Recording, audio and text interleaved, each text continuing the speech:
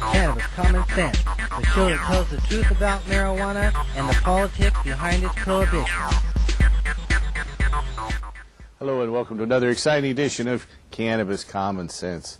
Our show is a production of our nonprofit organization, the Hemp and Cannabis Foundation, or THCF, and its related political committee, the Campaign for the Restoration and Regulation of Hemp. We have an exciting show for you tonight. Don Dupay and I will be taking your phone calls. We have a film clip from an old Channel 2 KATU show called Town Hall that's almost 10 years old that we'll be running a little clip from in a few moments.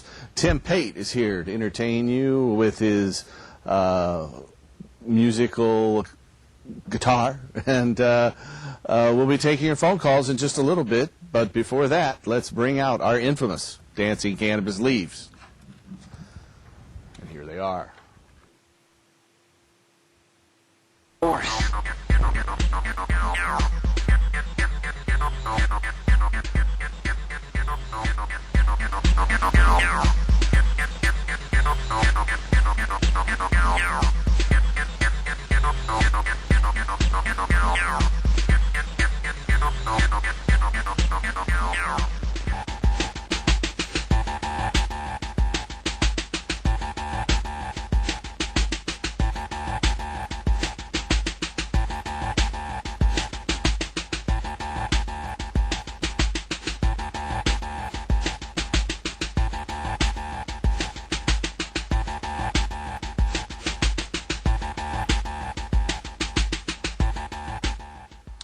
All right, aren't those dancing leaves cute?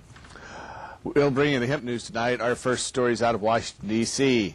Cannabis is the largest cash crop in the United States, outpacing the production of corn and wheat combined, according to an economic analysis released this week. According to the study, marijuana production in the United States, domestic marijuana production has increased tenfold in the past 25 years from 1,000 metric tons, or 2.2 million pounds, to 10,000 metric tons, or 22 million pounds, and now has an estimated annual value of $36 billion. That makes it twice as large as the television industry. According to the report, they say, quote, despite their best efforts, the government has been unable to curtail the growth in domestic production of marijuana cultivation in the United States, let alone make any progress toward suppressing, abolishing, or eliminating the market phenomenon. The focus for public policy should be how to effectively control this market through regulation and taxation in order to achieve immediate and realistic goals, such as reducing teenage access, rather than to continue to sacrifice achievable goals in exchange for unachievable long-term goals that have failed to materialize over the last 25 years, end quote.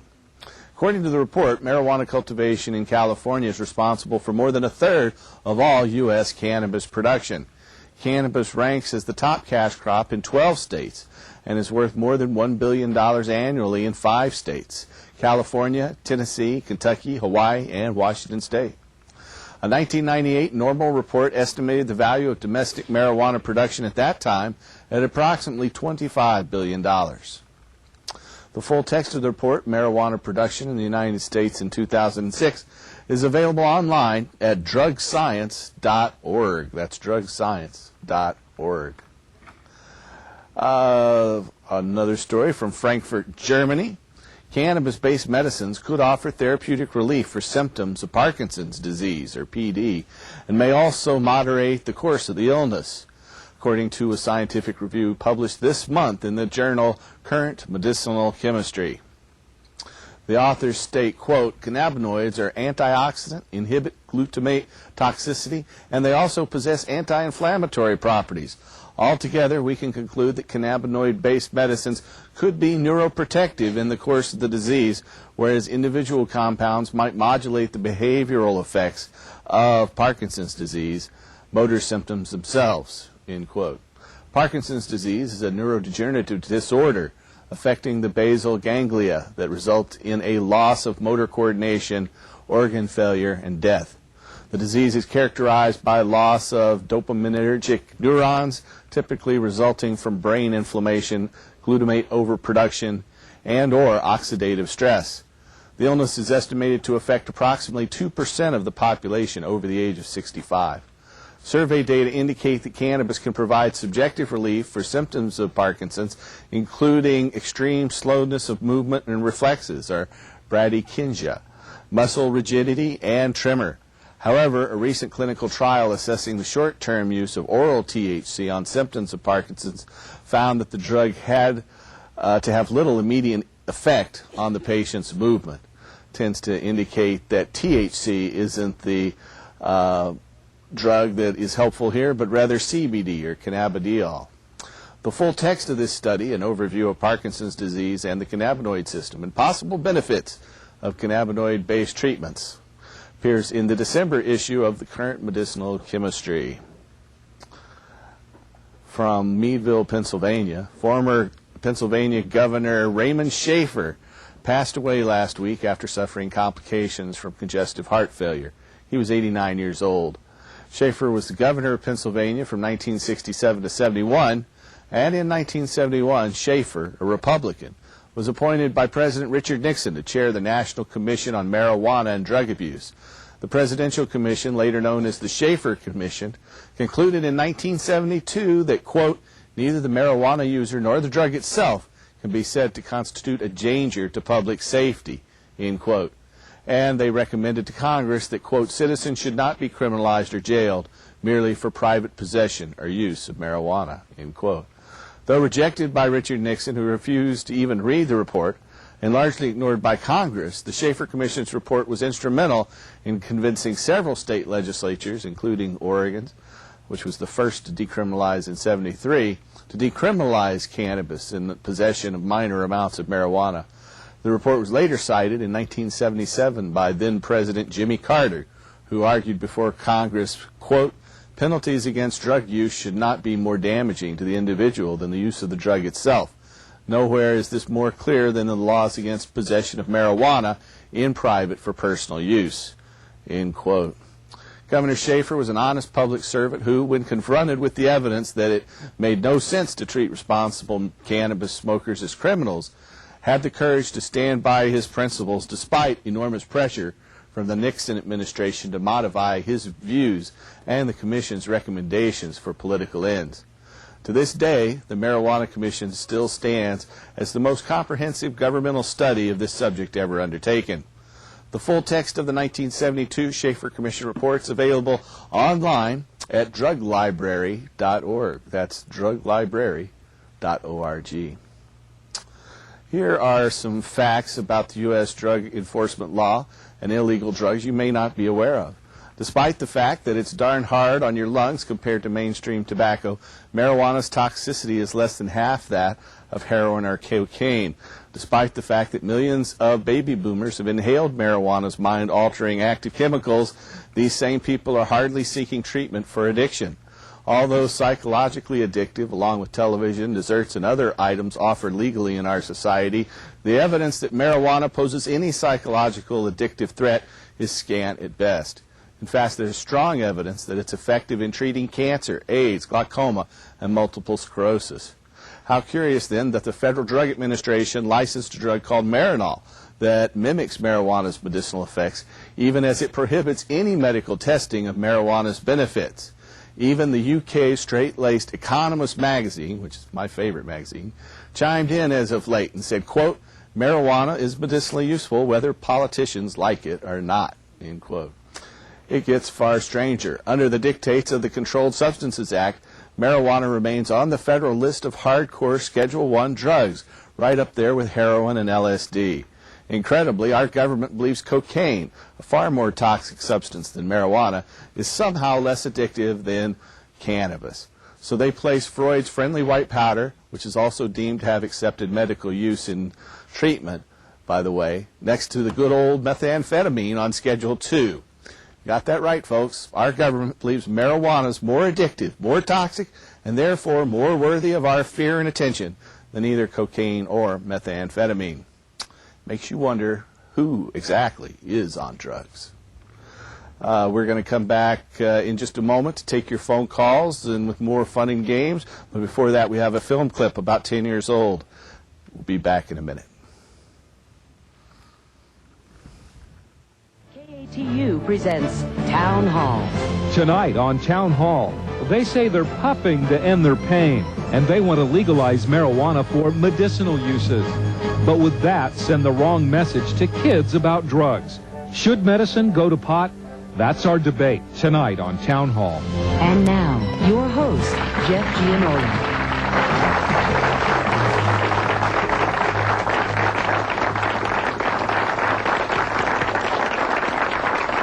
Hello, everybody. Good Sunday evening to you. I'm Jeff Gianola. Recently, voters in California and Arizona approved medicinal use of marijuana. And you could be voting on that very same issue very soon. At least one campaign is now going around collecting signatures on this petition for a medical marijuana initiative right here in Oregon. Should medicine be going to pot? That is the question tonight on Town Hall. And we thank you for joining us. In our audience tonight, I want you to meet these folks. Sharon Place. Sharon, glad you're with us. Sharon was a hospice volunteer and worker, and she was arrested and convicted for giving some of her patients marijuana. You'll hear her story coming up. Also joining us, Paul Stanford. Glad you're with us, Paul. Thank you. Paul is a pro-marijuana activist who feels society would be better off if the drug were decriminalized, and Paul is the person leading this petition drive. Also joining us, Stanley Fields, a radio host here in the local area, who says pot is dangerous and started him on more potent and addictive drugs. We'll hear why.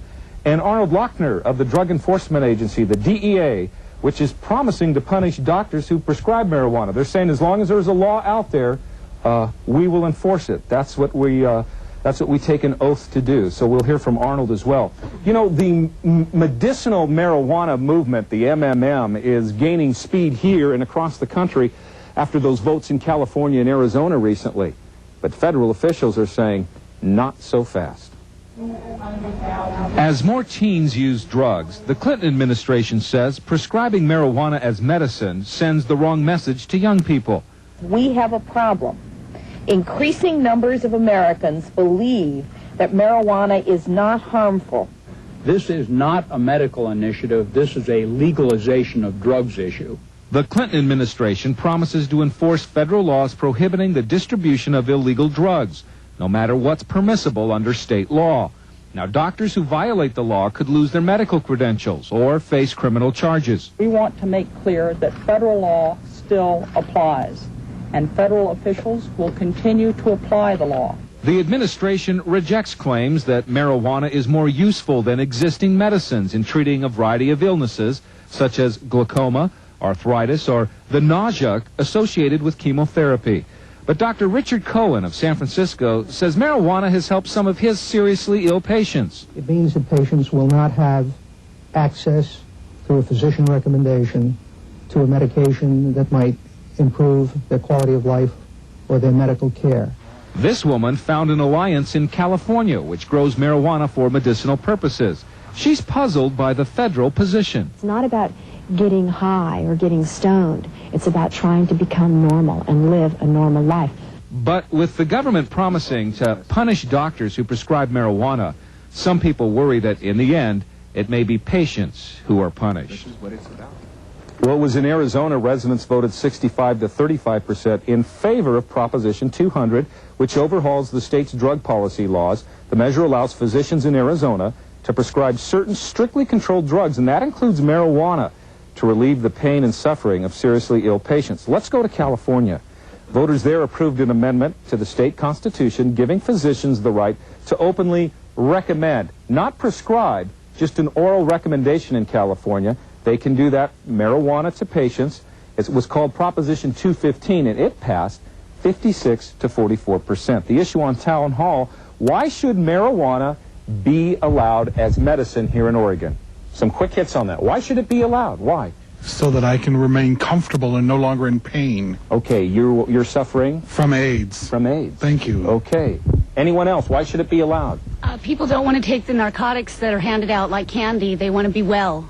Yes. Okay. Anyone else? Why should it be allowed here in Oregon? You in the back. Marijuana is also not physically addictive at all, like some other prescriptions that people may prescribe for the same things that marijuana is used for. Okay. Well, that is an issue that I hear some people across the room saying, no, no, no. Why should it be allowed here in Oregon for medicinal purposes? Because the current standard of treatment for asthma per se is like steroids, and whereas marijuana is a much safer drug, if not totally safe. Okay, we heard from one gentleman here with AIDS who says it helps him with some of the physical problems that go along with it. Any other patients here? Raise your hands if you're a patient and currently taking marijuana at times. Correct. What's your name? My name is Chris Lawrence. I'm a private citizen. I've had HIV for 11 years, and I've smoked pot for about 11 years as well. And the medicines that I've been on, previously AZT and now a medicine called Crixivan, makes me feel nauseous and gives me kind of a full nauseous feeling. And without using marijuana as medicinal purposes, I really choose not to eat or don't eat nearly as well. If I'm not using it. It's helped me tremendously, especially in the last couple of years, being on the new HIV drug cocktails to increase my appetite and help me have a better quality of life. Okay, we had this gentleman down here with his hand up. Yes, sir. I also have AIDS. My name is Mark Brown. I'm an AIDS activist. I also, unfortunately, have the diagnosis of wasting syndrome. There are very few options available to me. Cannabis is really the only one that really helps for me to eat. Mark, for viewers at home and here in our studio audience, how does marijuana help you? What physical discomforts does it take away? All right, that was a clip from a show back in January 12th, 1997. In about 3 weeks, that'll be 10 years old. Yes. Just remember that this show, Cannabis Common Sense, had been on about a year and a half when that show. So that makes this show 11 and a half years old at this point. I just placed the Right, correct. We didn't do a show every single week. I think this is show number 385.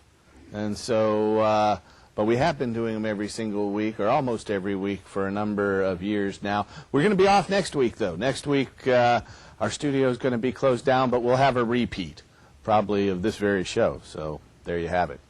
Now, we're taking your phone calls tonight, and if you have a question for Don or myself, give us a call at 503-288-4448. That's 503-288-4448. We'll be answering your questions about ending marijuana, prohibition, restoring industrial hemp, and helping medical marijuana patients. Looks like you got a cold this week, Don. Boy, I got hit right in the eye, Paul. I can see that. It looks like they got some kind of little infection there, but hopefully you'll be able to muddle through here. Well, was it something you brought back from Hawaii? I hope not. Hope not? Well, I hope not. But you had a good time in Hawaii. I did have a wonderful time. That's good. So I got up out of my sick bed to come down here tonight. So I see. Well, I'm sure our audience is very happy about that. We have Tim Pate and the Wings ready to launch into a song here shortly, so stand by. And so it's interesting stories there in the news. They say that marijuana is now at a record $35 billion. That's their estimate anyway of the annual value of the crop. At the same time, there are more people in prison than ever before. We have more Americans locked away for marijuana crimes than ever before. Every year, the number of marijuana arrests keep going up.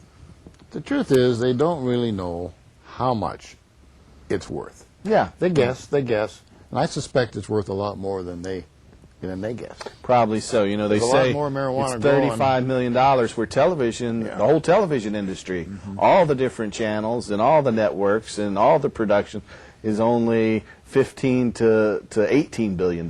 So it's, just according to their own estimates, twice as big as TV. So we do have a caller, though. Hello, caller. You're on the show. Yes, hi. I enjoy your show a lot. I wanted to find out what's the best way to store my medicine.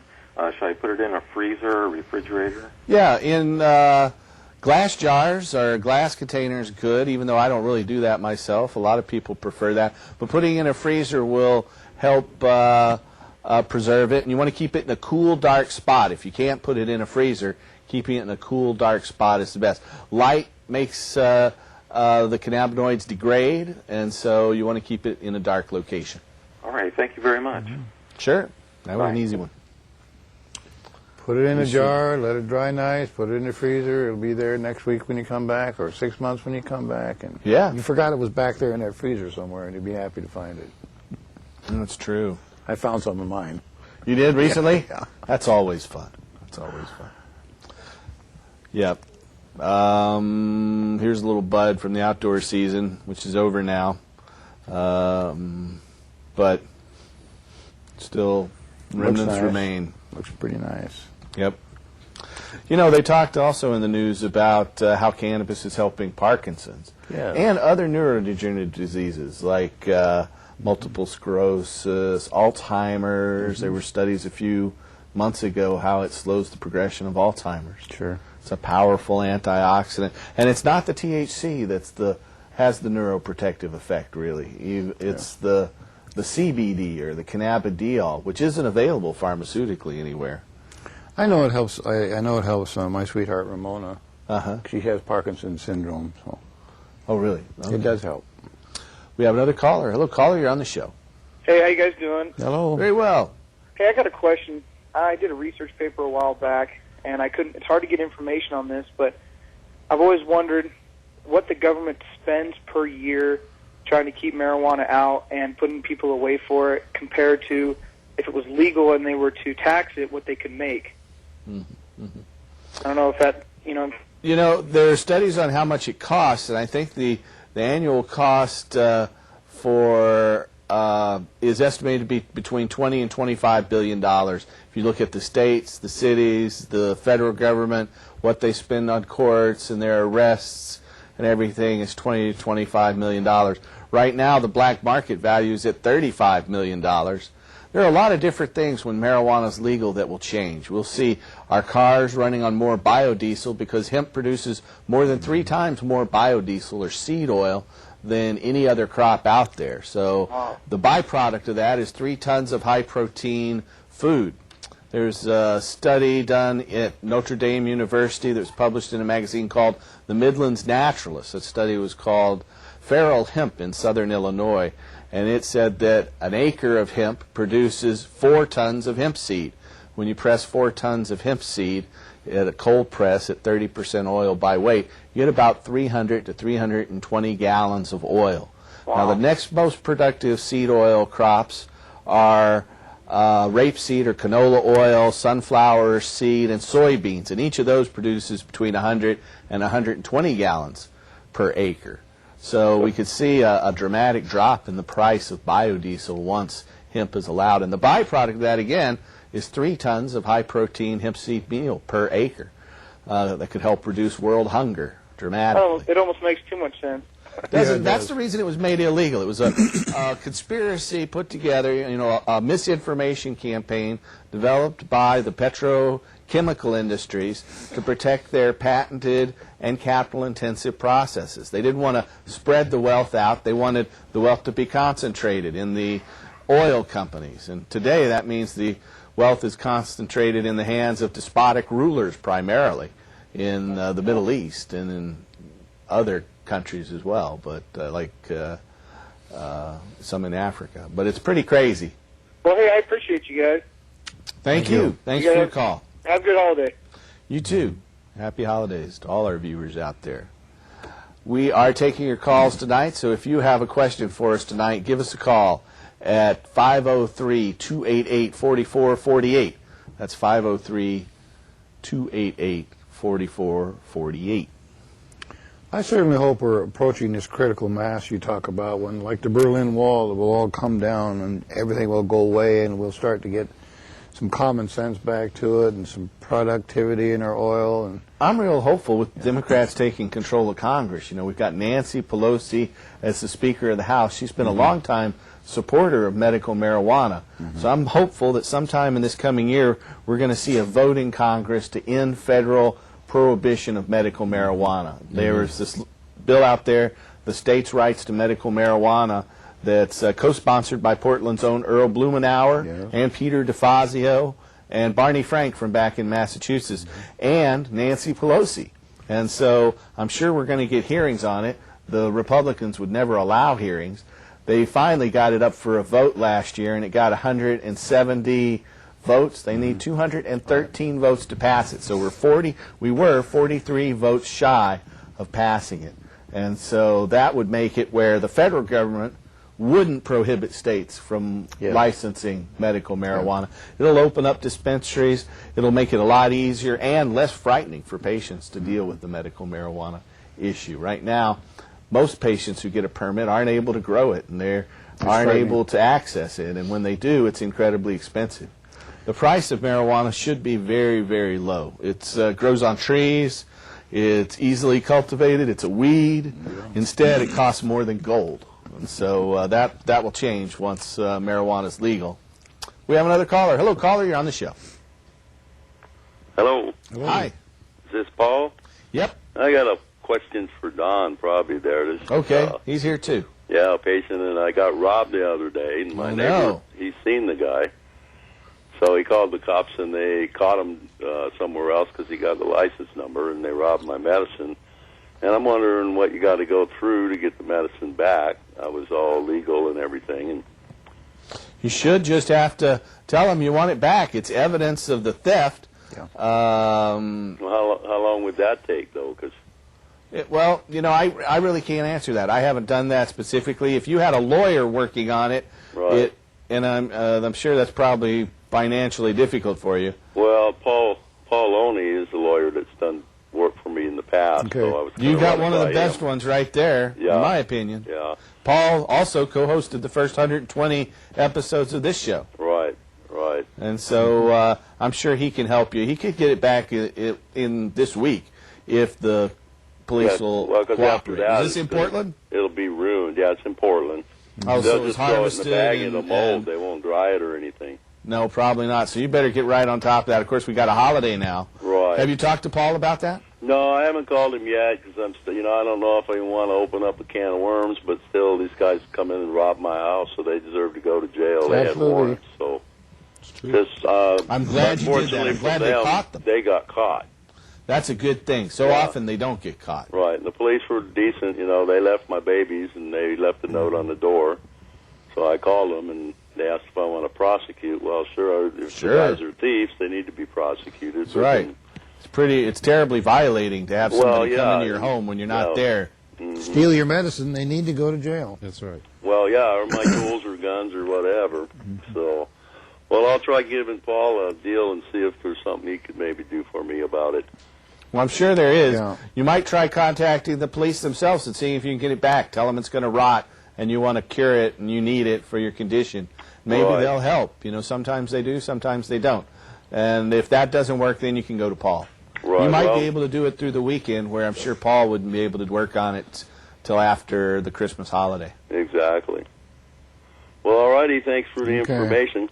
Thank you. I'm sorry to hear about the theft, but I'm happy to hear that they got the guys. Well, yeah, and before I had my card, I had problems, too. That's why I got Paul. So I don't really want to open up that whole can of worms again. Sure. But now I'm all legal, and I guess it's all good. Yeah. Well, we need to stand up for our rights each time and every time. Yeah. If I don't say nothing, then that's not cool. Yeah. So. Yeah, it costs a lot of money to get those permits, and it takes a lot more money to be able to grow it and everything. So, by all means, I would ask those police right away if there's any way you can get it back and explain your situation. Right. Well, keep up the good work. You guys have a Merry Christmas. Thanks Merry a bunch. Christmas to you, too. Thank you. Bye-bye. We have a little video we're going to run while Mr. Tim Pate here launches into song. Are you ready, Tim? I'm ready for it, Paul. All right, hit it, man. Okay, I will. Well, let's all be farmers and save the trees, 1 acre of hemp. But save it for us, please. Let's all be farmers and get filthy rich. Instead, they're wrecking the planet, and it's beginning to bitch on. Let's all be farmers. The fear must stop. This is the new, the old, the original. $1 billion crop more. Let's all be farmers. In Exxon's reign, I can grow my own oil, thank you. Without the pain, let's all be farmers. Now that you know, who am I to tell you what you should grow? Let's all be farmers.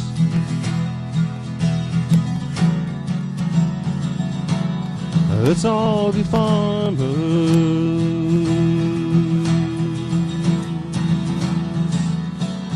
Let's all be farmers.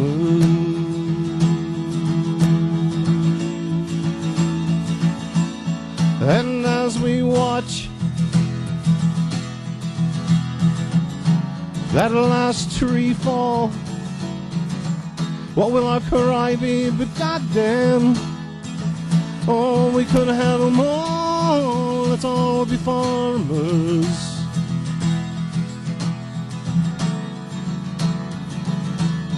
Let's all be farmers.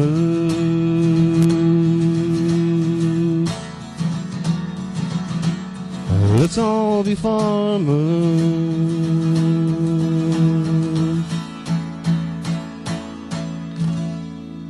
Let's all be farmers. All right. Thank you, Tim.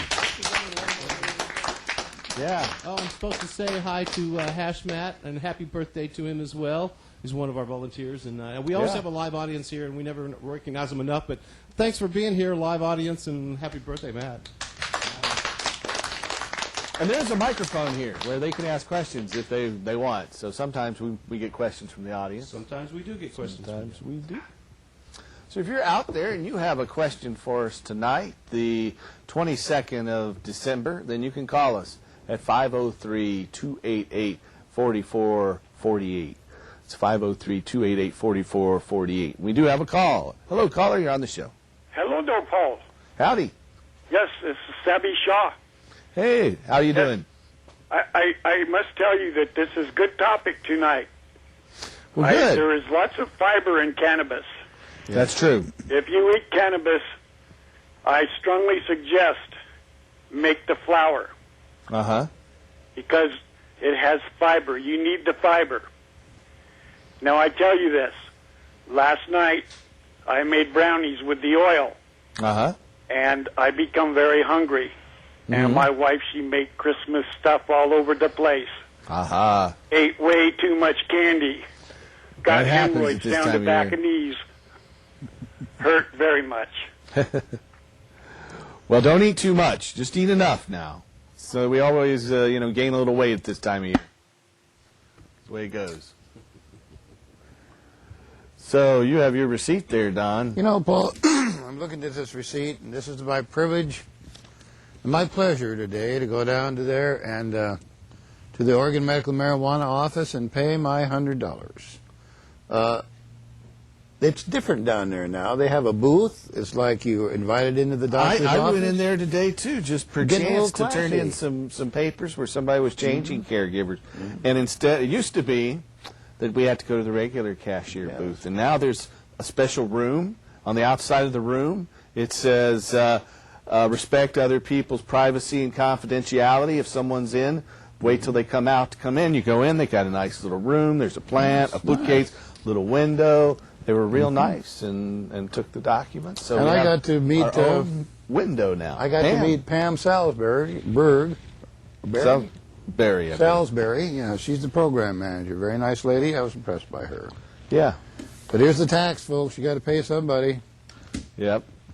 We have another caller. Hello, caller. You're on the show. Hello. Hey, how you doing? I want some. How you doing? I want to say something to Don on his editorial that he did on Under the Influence. If he could ever do that again, that was very, very home-hitting, and I imagine a lot of people have the same feeling I did.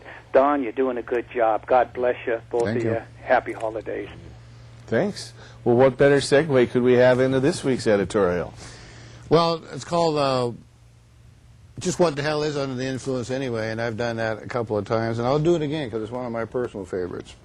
But tonight, I'm pained more and more by the climbing people that went up on Mount Hood this month, and didn't come back. And I've written about this before. I do it every year because it seems like in December people go up there and don't come back. There's a killer out there. She's taken your fathers and your sons and your daughters. She's killed many. That makes her a serial killer, if you will. And we all know where she is.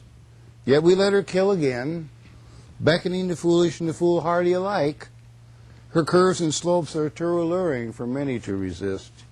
The clouds and the mists hide her rocky crags and treacherous pitfalls. Mount Hood and Mount Rainier are attractive nuisances, to use a legal term, that attract things and then kill or maim them. Like Niagara Falls is an attractive nuisance. We all know that those who maintain an attractive nuisance are often liable and held responsible for damages. Who then is liable for the deaths that are caused by this magnificent peak? Is it the Forest Service? Well, it couldn't be them, because they never allow a climber to climb alone, or never allow anybody to climb without a little black box locator, or a cell phone, or climb in bad weather, would they? Yeah, they do. They still do. More than one person has been killed recently climbing this mountain. My condolences to all of them who've left behind by someone who couldn't resist the urge to climb these peaks and disappear forever into the mists of frozen hell. Mountain climbing must be a very selfish endeavor, not to care about those who might be left behind, or care about those who must then endanger themselves searching for them. There's certainly no care for the taxpayers who support this search. Yeah, they're volunteers who will risk their lives, but certainly no care for them. But our Air Force choppers that do the rescue, they get paid. The sheriff's officers that lead the rescue, they get paid. The Forest Service officers, they get paid. I've even seen Coast Guard helicopters as far away as Mount Hood and Mount Rainier, a long way from their bases on the coast. All in all, a very expensive proposition. The deploring number of people killed climbing our mountains should stop. Why can't we take a lesson from Niagara Falls? Niagara Falls kills too, and for a long time it's been against the law to go over the falls. And the survivors are arrested, and the dead ones are buried. How about some common sense rules for our mountain? Like, never go past Timberline Lodge because it's not safe. But the moths that cannot stay away from the flame, don't let anybody go climbing without a black box locator. No locator, no go. Cell phones are great too if you're still alive to call. Want to climb by yourself? Sorry, no. And while we're at it, how about making climbers pay a bond sufficient to pay for a week-long search? This last one cost $60,000 and still counting. Why should the taxpayers take it in the shorts? Perhaps that would sober up these that are intoxicated with these frozen slopes. But hey, I know they will always climb, they'll fall, they'll die, they'll get stranded and they'll break their bones. These are the people that will need a good non-addicting painkiller. I think medical marijuana will be there for them too. That's the way I see it tonight, right down here on Hemp Street. Indeed. Thank you, Don. We have a caller. Hello, caller. You're on the show. Hi. I have a question for you. I'm a medical marijuana user, and I've been employed since the summer. And I find that when I'm looking for work, most prospective employers kind of want to drug test you and frown on the whole having the card itself. So I was just kind of wondering if you'd comment on the legality of that. Well, the law says that employers don't have to accommodate medical marijuana users. Now, that said, there are a number of companies that will allow patients to use medical marijuana as long as they aren't trying to use it at work or before work or anything like that. We recommend that patients don't use marijuana within 4 hours of working or driving. Studies show that after 4 hours, marijuana users are safer than people who never used it at all by a pretty insignificant margin. But the law itself does not protect patients. However, if a patient has a prescription for the pharmaceutical Marinol, then they can test positive for marijuana. And some of the doctors that we can refer patients to do prescribe Marinol for patients if they need it in conjunction with their medical marijuana permit. So if you find it's a problem and you're trying to get a job out there, then contact us. We have a referral program, and we can help you find a doctor who can help you get not just medical marijuana, but also Marinol if you need that for employment purposes. Okay. Thank you very much. You're welcome. Thank you. Yeah, we have that doctor referral program, and if you are here in the Portland area, you can call that number that's right down there on your screen. The Portland number is 503-235-4606. We have doctors seeing patients in Portland, Bend, Medford, some other cities. So if you need a referral, call us at 503-235-4606. If you're up in the Seattle area watching this show, we have a Seattle office. That Seattle number is 206-878-1701. Again, that's 206-878-1701. The show runs twice a week in the city of Denver, Colorado, on Tuesday and Thursday night at 11 p.m. So if you're in Denver, you can call our Denver office at 303-403-9996. That's 303-403-9996. We have doctors who can help patients get permits in Oregon, Washington, California, Hawaii, and Colorado. And if you're outside of the metropolitan areas of Portland, Seattle, or Denver, we have a toll-free number. You can call that number at 1-800-723-0188. Again, that's 800-723-0188. And there are doctors out there that can help you get medical marijuana or even Marinol if you need that for employment purposes. We have another caller, though. Hello, caller. You're on the show. Well, Merry Christmas there. Howdy. Howdy.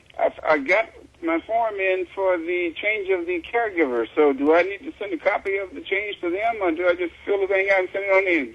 Just send it on in. That's all you need to do. Just send it in to the state. Just send it to the state? Yep. Okay, I tell you, I regret that, but it looked like I was forced to do it, you know. That's terrible, isn't it? It's probably not a good thing, but that's the way it goes sometimes. That's all right, the way well, it goes. thanks for your call. Yep.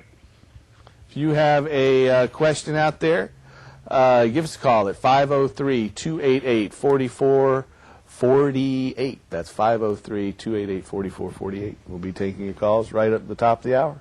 People really should understand how easy it is to make a change. Yeah. It's just one piece of paper, a change form where you can change your caregiver, and just one piece of paper, send it to the state. It's really simple. That's right. If things aren't working out for any reason, whether it's on the caregiver's part or the patient's part, then it's a good idea to go ahead and find someone who can meet your requirements or your expectations and go from there. So, yeah, we are taking your calls tonight, and if you have a question for us, call us at 503-288-4448. We'll be taking them right up to the top of the hour. You have one of your books there, Don. Are you still... I do, Paul. There's a few of them around still. The caller that asked about what is under the influence, if you got a copy, it's in there. All right. Now we have a studio question. So let's get that mic up in the studio, and we'll take questions from the studio audience. Hello. Hello. This question's for either Don or you, Paul. I have a fair number of conversations with anti-prohibitionists, and it sort of has come to light recently that a lot of us deny that marijuana has a gateway effect. The sociological gateway effect of high school kids being told marijuana is going to turn your brain into a fried egg, and then being told meth is going to mess up your life. Yeah. So could you guys address that for a second, possibly? Sure. Thanks for that question.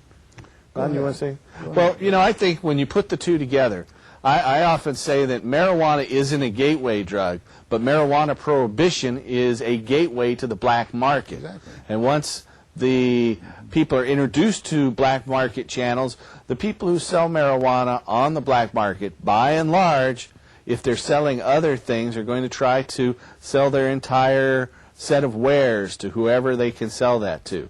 So people try marijuana, and they see, well, this isn't as bad as I've been told, so maybe meth isn't as bad, maybe heroin isn't as bad, maybe cocaine isn't as bad as all of those stories out there. And in fact, if you look at the federal drug laws, just like we noted in our hemp news segment, the laws against cocaine and methamphetamine are less severe than the laws against marijuana.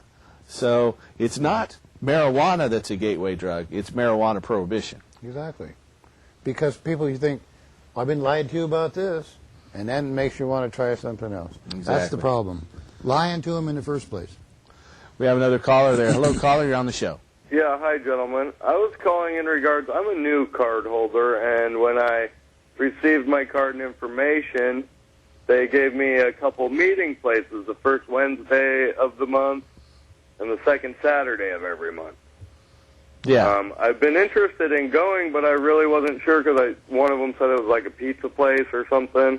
Mm-hmm. And I didn't know. I know you're talking about the Oregon Normal meetings. And Oregon Normal's Wednesday meeting, that is a membership meeting that isn't exclusively for medical patients. It's for anyone who's interested in changing the marijuana laws. Now, the Saturday meeting that's on the second Saturday of each month is an Oregon Normal meeting that's held at Mount Tabor Theater, and it's open only to patients and card holders. If you have a caregiver, grower, or patient card, you can get entry there. Okay. And you have to be an Oregon Normal member as well, but your membership allows you to come every month if you need to. And patients are there. There's excess medicine that's given away there. There's also plants and clones and caregivers who can help patients. Oh, so that would be a place I could bring my spare clones also. Yes. Yeah, exactly, if you have spare clones. Now, there's another option out there. We have a patient-only forum on our internet website where you can help other patients. So there are patients that are looking for caregivers, patients that, like you were saying, have excess clones, correct, patients who need clones. You just go on to that forum, and you can get the password by contacting our office at that number there on your screen, 503-235-4606. And it's open only to card holders, so you know that we've made certain that the password and information have only been given out to card holders, and we moderate it pretty closely to make certain there's no... That way, as like earlier, there's nobody that might come rob you or... Exactly. So forth. Great. And so if you want to access that, just call our office, and we'll give you the initial password and login that you need. You need to log in and password just to get into it, and then once you're into it, you've got to set up your own account with a secondary login and password. You can give yourself any name you want out there and any password too. And then you can find people who need marijuana, people who are looking for caregivers, people who want to be caregivers, and things like that. Okay, one last question. Like I said, I'm a new card holder, so I haven't received my card, but I have like the paper the gentleman next to you just held up. Sure. Yep. From the state. Is that all I would need? Yeah, that's all you need. That'll Okay. get you into any of those meetings or into our forums or anything like that. Thank you very much, gentlemen. You're Have a welcome. good evening. Glad to help. This is your card until you get it from the state, so keep it close by. Yeah. Yeah, your paperwork and that receipt work as your ID card, and then they send you a big certificate. Actually, they send you two, one for your grow room and one for yourself and your wallet. And then if you have a caregiver or a grower, they'll send the patient those cards as well, and then the patient gives it to the caregiver and can take it back as well. So with this date now, we're able to monitor how long it's going to take them. Yeah, To exactly. issue the card. So this is the 22nd, so let's see how long it takes them to get my card. I would guess that you're going to be 30 to 90 days, somewhere in there. 3 months. Yeah. You said 3 weeks? 3 months. 3 months, yeah. Up to 3 months. It does take. But the good thing about that is the time of your year-long permit doesn't begin until they issue the card. Yeah. So if it takes them 3 months to issue your card, then you're covered for 3 months plus a year. So 15 months in total. And that's the one benefit of the slow working of that bureaucracy. That almost makes it a bargain. Yeah. At $100. It is. Well, you know, I often tell people that one bust will pay for this permit for 20 to 40 years. I don't know any $100 lawyers. No, I don't think you'll find a lawyer out there that'll touch lawyers. anything for less than $1,500. And for most marijuana cases, I've seen quotes as high as $80,000 for some criminal cases, but an average is $5,000 to $15,000 to hire a criminal defense attorney to help you in a medical marijuana or a marijuana arrest and prosecution. So costs can get pretty high, and cover that for a long, long time. Agreed. So we are not going to be on the air next week. We're going to have we will have a repeat, but we won't have a live show.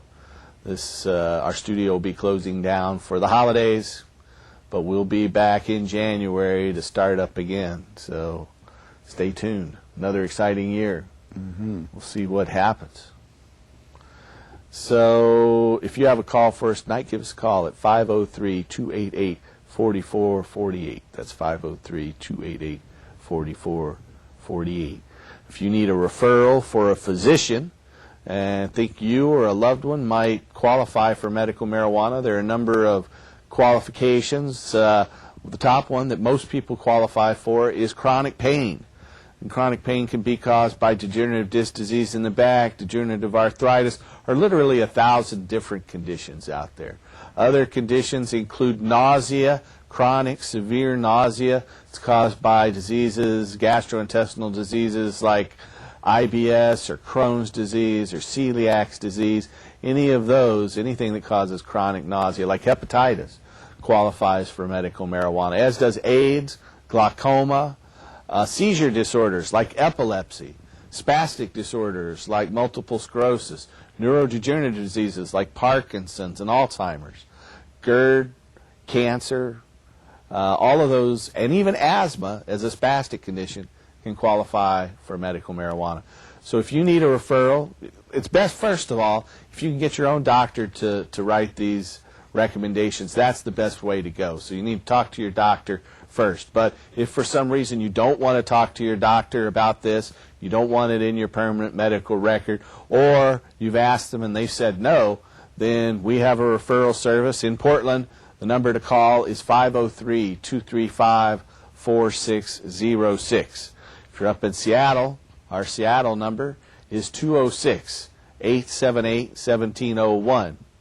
For folks in the Denver area, in Denver, Colorado, the number in Denver is 303-403-9996. That's 303-403-9996. And if you're outside of Portland, we can recommend doctors in California, Oregon, Washington, Hawaii, and Colorado. Call us at 1-800-723-0188. Again, that's 800-723-0188. We have a caller. Hello, caller. You're on the show. Yes, hello. Hi. Did you hear about the Christmas cookie incident today? No. Someone took Christmas cookies with marijuana in it to a plant that's it's a subsidiary of Weyerhaeuser down in Staten. And I'm not sure of the number, but I think it was 15 people went to the emergency room because they got dizzy. Oh, no. I'm serious. No, I hadn't heard about that. It was on Channel 6 tonight at 5 o'clock news. Must have been good I stuff. just left. I took Christmas cookies to work back in 1970. Uh-huh. And my boss was really hilarious. But these people were so sick they thought they had to go to the hospital, huh? Yes. I could not believe that. And, of course, at a place like that, they have the ambulances and the whole thing. Boy. Oh, I bet. And they're offering a reward for information leading to the person who made the cookies. I see. Well, I didn't know anything about it.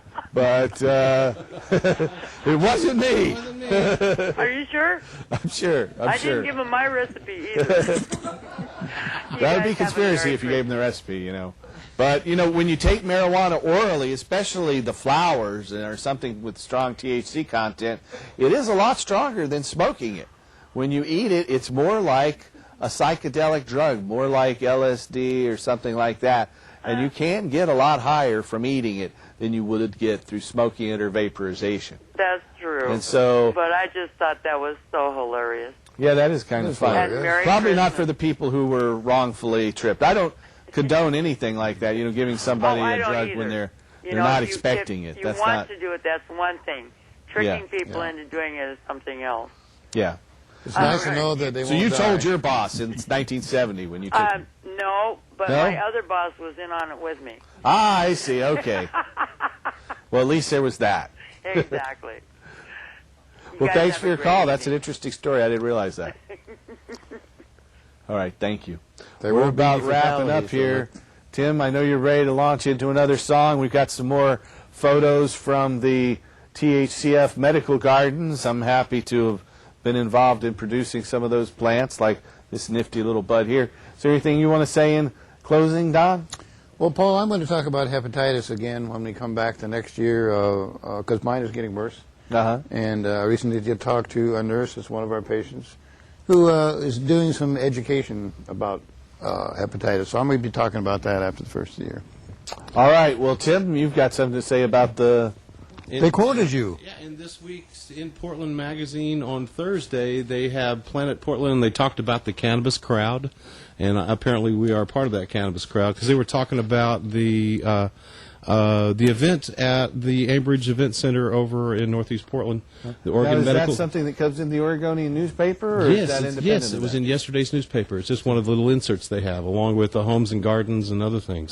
So that was in there, and yeah, they talk about the event that day. All right. I thought it was interesting. The attitude is I'm not surprised so many reporters and people go into it skeptical about those who are involved in what we're doing. And that reporter, I could tell when he talked to me, he had some skepticism, and when he finished, he had no skepticism at all. He was certain, yeah, give these people their medicine.